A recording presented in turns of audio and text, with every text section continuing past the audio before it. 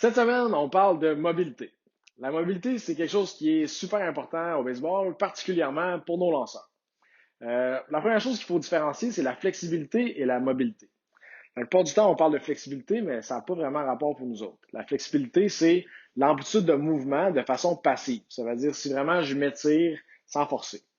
Quand on parle de mobilité, on parle d'amplitude de mouvement dans laquelle on a du contrôle. Ça veut dire que je vais y aller de façon active. Dans quelle amplitude de mouvement est-ce que je suis capable de me positionner par moi-même?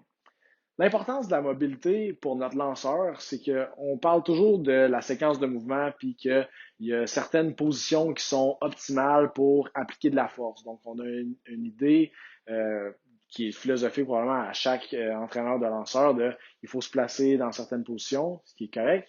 Mais dans le fond, ce qu'il faut savoir en premier, c'est est-ce que notre athlète est capable de se positionner dans ces endroits-là? Tant qu'on ne sait pas comment notre athlète bouge, on ne sera pas capable d'être efficace comme entraîneur. Il faut s'adapter à notre athlète.